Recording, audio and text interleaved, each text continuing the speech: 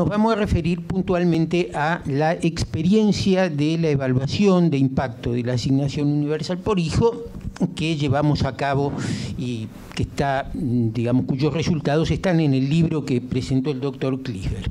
Así que, bueno, vamos a comenzar entonces con esto. Obviamente, una tarea de evaluación se propone, no voy a presentar, no diré nada del programa que se evaluó porque es suficientemente conocido, además se han hecho numerosas referencias a él.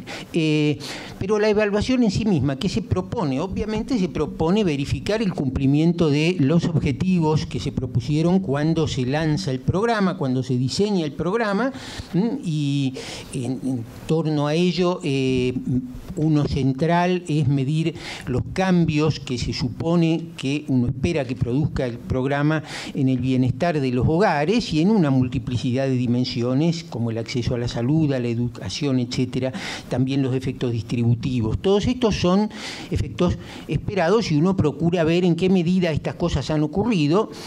Pero hay un segundo problema que es si se pueden atribuir legítimamente estos efectos a impactos del programa. Entonces, en una evaluación de impacto, esta cuestión de la atribución es central. Entonces, esto ha estado entre los objetivos de la evaluación.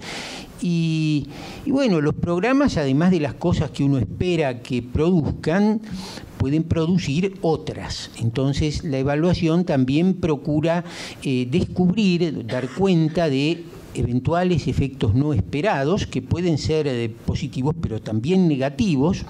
Se ha debatido, hay abundante debate acerca... yo voy a esperar, voy a hablar hasta que llegue el papelito de Roberto, obviamente, pero voy a tratar de hacerlo rápidamente. Voy a presentar entonces algunas cuestiones, me voy a sintetizar en algunas cuestiones, en la metodología y en algunos impactos que no van a poder ser todos y que además están muy en línea, ustedes lo verán, con aquellos de los que se ha dado cuenta en las experiencias de otros países de la región. Entonces, la evaluación también pretende descubrir efectos no esperados y obtener aprendizajes acerca de la posibilidad de mejorar la gestión de los programas y enunciar ciertas recomendaciones tendientes a eso. Entonces, bueno, la metodología, ¿cómo nos propusimos esta evaluación? Bueno, con un doble enfoque, cuantitativo y cualitativo. El estudio cuantitativo se basaba en un diseño experimental ex post facto. Esto es porque muchas veces los programas sociales no cuentan con una línea de base porque se implementan sobre la marcha, como lo contó Rodrigo Ruete. Entonces, con una gran rapidez no hay tiempo de hacer una medición inicial en los hogares que van a ser parte del programa y mucho menos en unos hogares que uno pueda utilizar como grupo de comparación para hacer un diseño cuasi experimental, donde lo ideal es contar con 2 mediciones para cada grupo, una al principio y otra al final, o en medio término, como es el caso, pero no contábamos con eso.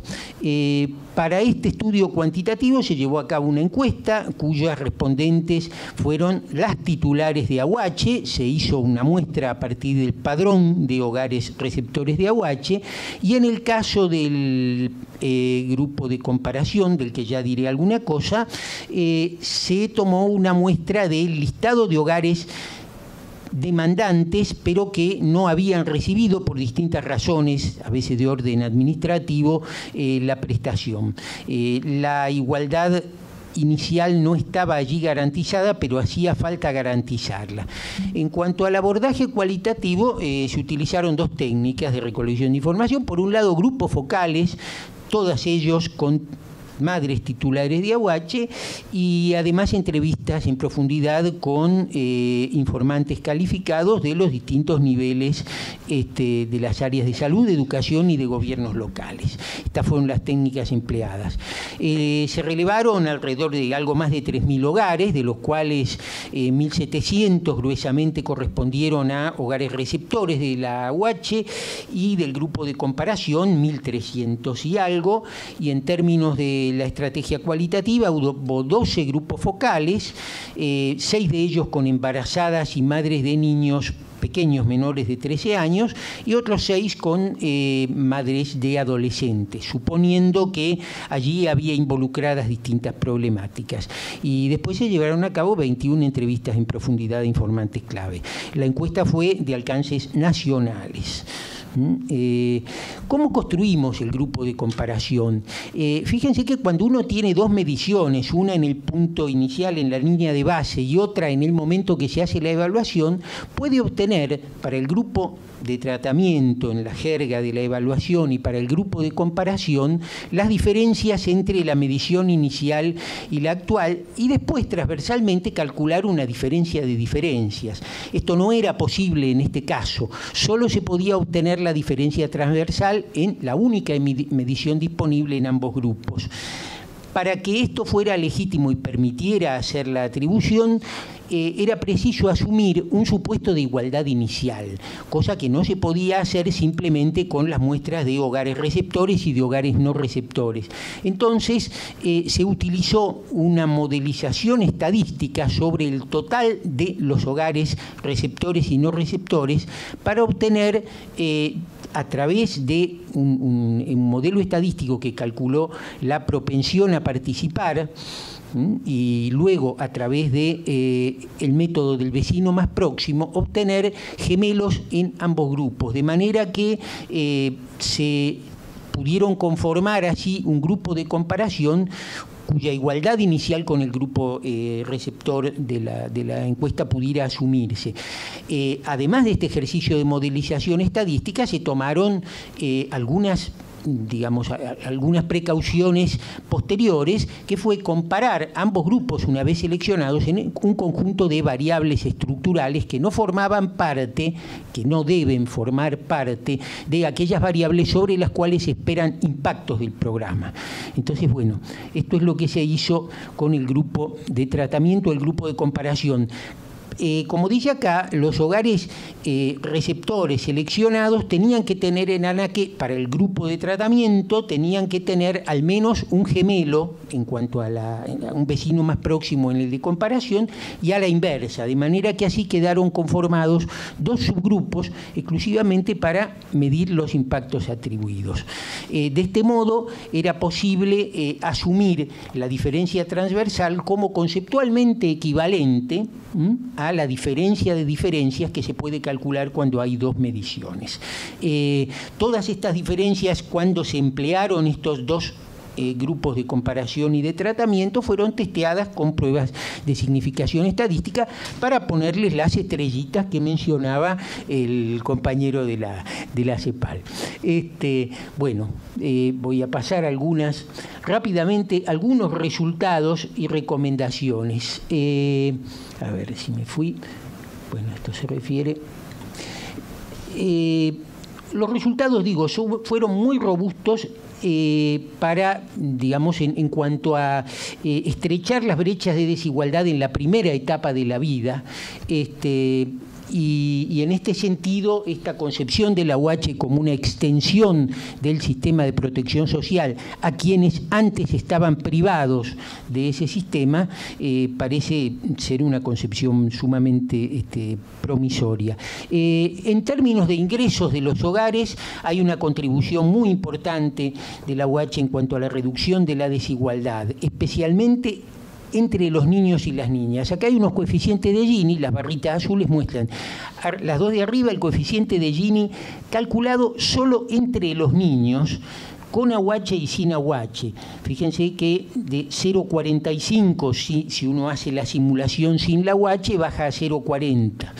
Y luego los hogares receptores, ahí también se hace una simulación de restarles, acá no entra el grupo de comparación, de restarles la prestación de la AUH. Sin la AUH el coeficiente de Gini sería 0,36 y con AUH 0,29. Son coeficientes de Gini bajos porque en realidad esto da indicios de la correcta focalización, si se permite usar esa palabra. Son hogares parejamente de ingresos bajos, ¿no? Entonces, La UH representa en promedio alrededor de una cuarta parte del ingreso de los hogares destinatarios, pero entre los más pobres de los destinatarios representa un porcentaje sustancialmente mayor, más del 36%, y en los hogares parentales casi un tercio de los ingresos, y entre los más empobrecidos el 44%, de manera que beneficia más a los más pobres. A ver, acá una recomendación para asegurar los resultados e impactos de la UH. Una cosa ya ha sido mencionada acá, sería una cosa importante sería prever un mecanismo de actualización periódica del monto de la prestación, como lo hay, por ejemplo, para los haberes jubilatorios, y además lograr una mayor bancarización y acceso al crédito de los sectores más vulnerables. Los hogares más pobres, además, los hogares más pobres en realidad son más numerosos y reciben por ello una mayor prestación, pero cuando se trata de familias con pocos hijos y con recursos escasos, que es un grupo que también existe, por ahí sería importante la fijación de un piso más alto, porque si tienen un solo hijo, el monto total que reciben por la transferencia es considerablemente menor. Impacto en el empleo, esto es muy importante. Acá contrastando con el grupo de comparación, quedan en consonancia con lo que se señalaba del programa de Brasil. Quedan realmente, pueden desecharse todos estos supuestos efectos de desincentivo a insertarse en el mercado de trabajo. Tampoco hay evidencia alguna de incentivo a la informalidad. Esto era difícil de comprobar porque, por definición, los hogares receptores de AUH en general no cuentan con trabajadores del sector formal, sino no accederían probablemente a la AUH, sino a la asignación contributiva. De manera que en cuanto, fíjense, acá tenemos tasas de actividad, empleo y desempleo. Para el total urbano es la azul, para el total es la azul, la gris es para el total urbano, y las tasas de actividad en el total AUH y en el total urbano se muestra. Y la barra más clara es para hogares del primer cuartil, que son en el total urbano aproximadamente asimilables a los que reciben la UH. Fíjense que las tasas de actividad son casi muy cercanas entre los receptores de AUH al total urbano y son más altas, notoriamente más altas que en la del primer cuartil. Con las tasas de empleo sucede lo mismo, se aproximan, o al menos son no tanto más bajas que en el total urbano y más altas que en las del primer cuartil. Si uno toma jefes de hogar, los cuadrados rojos muestran diferencias acá sí entre el grupo de tratamiento, entre los hogares receptores de AUH y el grupo de comparación utilizado. Hay 10 puntos porcentuales de impacto en la tasa de empleo de los jefes de hogares varones. Tienen una tasa de empleo 10 puntos más alta los de hogares receptores de AUH que los de hogares del grupo de comparación modelizado estadísticamente. Y en la tasa de empleo de las jefas mujeres hay una diferencia en el mismo sentido, 6 puntos porcentuales más alta entre las receptoras de AUH. Obviamente no hay un desincentivo al empleo con respecto a jefas mujeres de hogares con un perfil estructural muy semejante. Los impactos en salud, a ver, pasemos más rápido para ver directamente indicadores. Acá también tenemos comparaciones muy robustas entre el grupo de comparación y el grupo de tratamiento, 5,5 puntos más en los controles mensuales de embarazadas en el grupo receptor de AUH y 7 puntos porcentuales de impacto de la AUH en los controles de salud de niños, niñas y adolescentes, siempre contrastando con el grupo de control. Un 100% de las madres de menores de 2 años que reciben AUH realizaron consultas en el embarazo, 94% de los niños, niñas y adolescentes realizaron los controles de salud adecuados y requeridos para sus edades, y 99% casi de niñas, niños y adolescentes completaron el calendario de vacunación discriminación correspondiente a la edad, así que tenemos impactos muy importantes también en salud. Desafíos y recomendaciones en torno a cierta insuficiencia de la oferta. Esto que nosotros no llamamos condicionalidades, sino que adherimos a esto de hablar de corresponsabilidades. ¿Alguno de estos es mío? No, no es nuevo. Preferimos hablar de corresponsabilidades, como ha sido dicho acá. Exige que haya desde el Estado una adecuación de la oferta. Entonces, bueno, hay algunos indicios de cierto desacople en la oferta en el tema de salud, como se dice ahí, y también cierto déficit en el acceso a la información sobre salud reproductiva. Estas podrían ser cosas que se agregaran beneficiosamente a las corresponsabilidades de la UH. Hay alguna recomendación dado que la UH permite acercar a las mujeres embarazadas a los efectores de salud, esto podría ser la puerta de entrada a otros niveles de atención de la salud, ¿no? Como esto de reforzar la información sobre salud reproductiva, métodos anticonceptivos, etcétera. Esto en el orden de recomendaciones. Impacto en nutrición, que es una cosa central, obviamente, es el piso básico necesario. Hay 8 puntos porcentuales de diferencia entre el grupo de impacto y el grupo de control en el porcentaje de hogares que reportan haber incrementado el consumo de alimentos básicos. Fíjense que son muy robustas estas evidencias, ¿no? Al utilizar un grupo de comparación. Y los alimentos de los que se reportan incrementos en el consumo son realmente alimentos que forman parte de una canasta esencial, ¿no? Leche, lácteos, que no son leche, yogures, queso, etcétera, frutas, verduras y carnes blancas y rojas. De manera que acá también hay un impacto en nutrición. En la educación, espero poder completar un poco este capítulo porque es uno de las cosas importantes y que hace además, importa mostrar los impactos en educación y en la salud que ya he mencionado, porque yo creo que en un punto estas evidencias dejan un poco desvanecido la polémica teórica en torno a la pertinencia o no de las condicionalidades o corresponsabilidades o como quiera llamársela, ¿no? Porque uno lo puede pensar en términos de la contradicción entre dos derechos. Por un lado uno dice, bueno, si la prestación de la UH es un derecho, los derechos no se condicionan, es un argumento que ha sido muy usado, pero del otro lado hay unos impactos tan significativos en términos de acceso a la salud y a la educación, que son sin duda derechos esenciales, que es como que la polémica se desvanece un poco, ¿no? Me parece que son resultados para resaltar.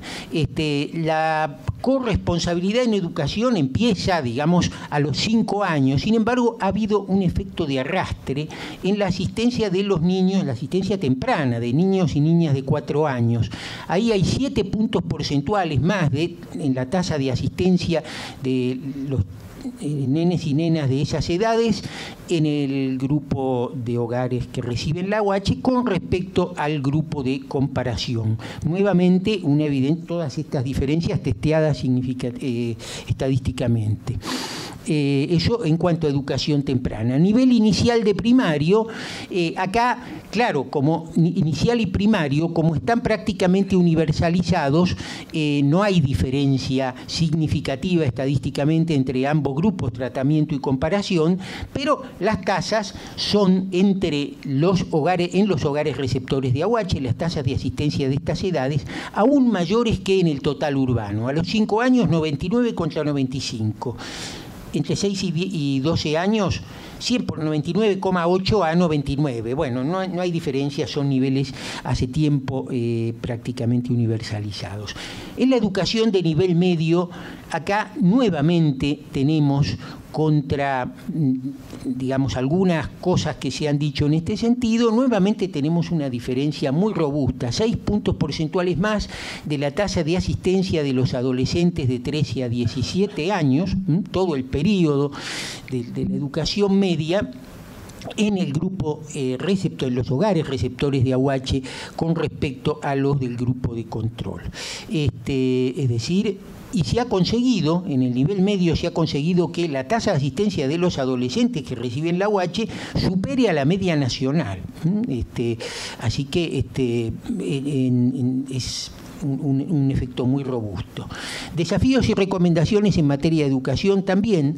Hay un avance importante en la escolaridad de 4 años, pero aún no hay un acceso universal a esa edad, se recomienda entonces incorporar un bono o aumentar el monto de la prestación para los casos de déficit de vacantes en establecimientos públicos, porque acá hay digamos, esto de la inadecuación de la oferta, y entonces que eso permita asistir de todas maneras a un jardín maternal.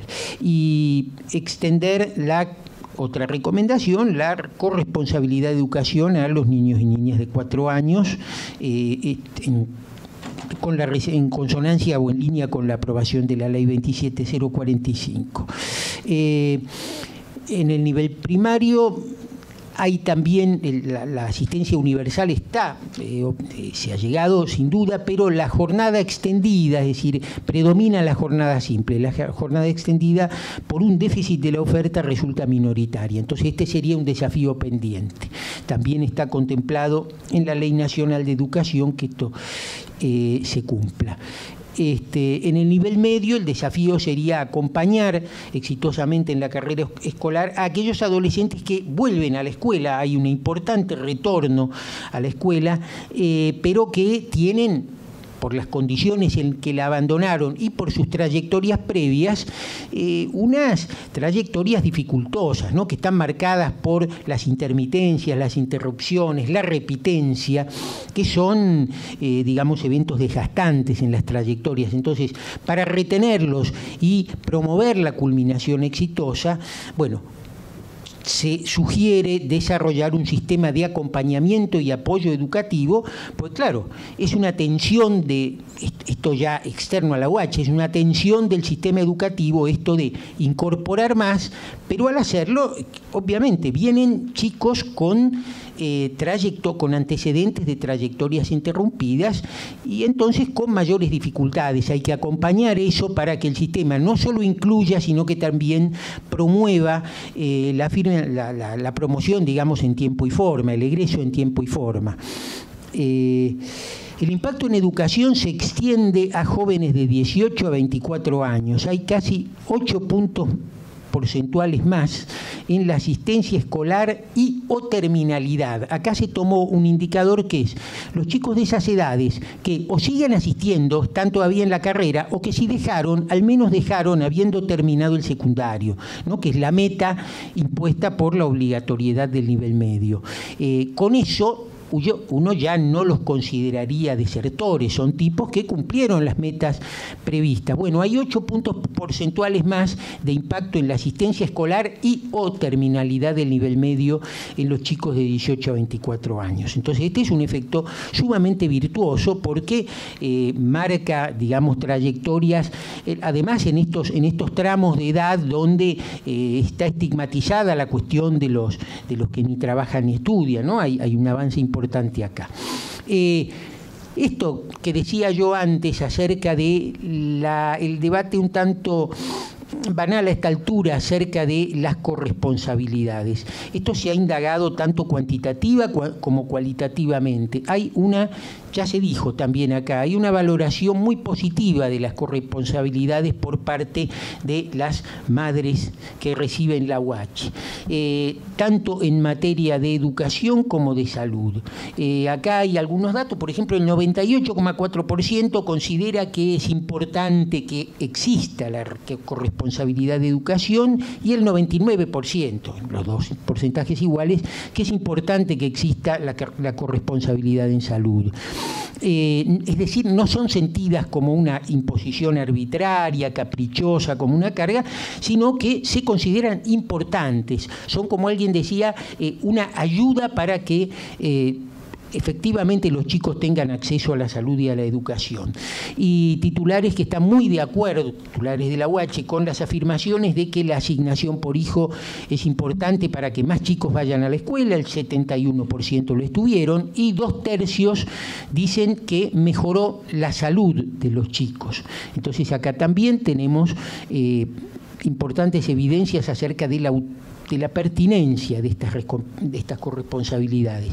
Igual hemos formulado de puro metidos desafíos y recomendaciones, y acá se dice, entonces, una cosa es que el formulario de la libreta donde se registran los eventos de salud, educación y la declaración jurada han significado un avance en las políticas sociales, pero que aún recae en las titulares la presentación de estos instrumentos. Entonces, la digitalización, la informatización de los sistemas de educación y salud y la articulación entre bases, ¿no?, como para que hubiera un historial digitalizado, sería sumamente beneficioso, porque haría muy ágil además la corroboración automática, ¿no?, del cumplimiento de las corresponsabilidades sin necesitar de obtener sellos y papeles, etcétera, etcétera.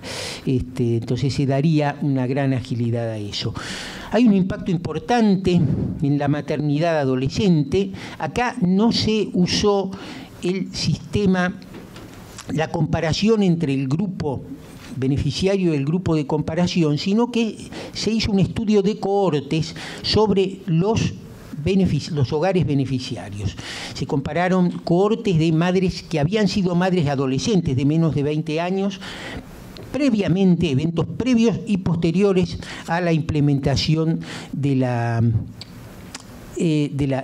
UH, y hay una baja significativa entre una cohorte y otra, ¿no? Uno diría magia, pero 53% en el primer grupo, previamente, de las chicas habían sido madres antes de los 20 años, y ese porcentaje había bajado 10 puntos a 42, más de 10 puntos a 42%.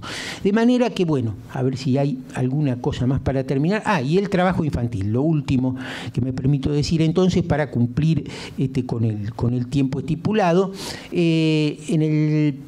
Hay también los rectángulos rojos, indican comparaciones entre grupo de comparación y hogares receptores, grupo de tratamiento. Hay 5 puntos, prácticamente 5 puntos porcentuales menos en la realización de actividades económicas de los adolescentes de 14 y 15 años, baja 5 puntos, trabajo adolescente, y 4 puntos de impacto de la UH en la realización de también actividades económicas en los adolescentes de 16 o 17 años. De manera que hay un impacto perceptible en trabajo infantil. Bueno, y esta última, porque también tiene 9 puntos porcentuales, también hay una discusión en torno a la medida en que la UH, al hacer recaer la, digamos, responsabilidad en el cumplimiento de los trámites y en las corresponsabilidades en las mujeres, rigidiza, digamos, o fortalece los roles estereotipados de género, no feminiza. No hallamos evidencia de esto. La carga de la reproducción doméstica obviamente no la disminuye, sigue pesando prioritariamente sobre las mujeres, pero las empodera porque les proporciona un ingreso propio cuyo destino no deben discutir con sus cónyuges masculinos. Y fíjense que hay un indicador importante. Hay un 38% de mujeres titulares de AUH que son las principales proveedoras en su hogar, y un 51% de ellas, sin ser necesariamente la principal proveedora, son las que toman las decisiones de los gastos. Y en ese último aspecto sí hay una comparación con entre el grupo de titulares y el grupo de comparación, y hay casi 9 puntos porcentuales de impacto, ¿no?, en el sentido de que las titulares de AUH son con mayor frecuencia las que deciden el destino de los gastos en el hogar, digamos, del dinero en el hogar, con respecto a sus similares de los otros hogares. Bueno, yo creo que ya hemos pasado el minuto, de manera que, para alivio de ustedes, ha concluido esta mesa. Gracias.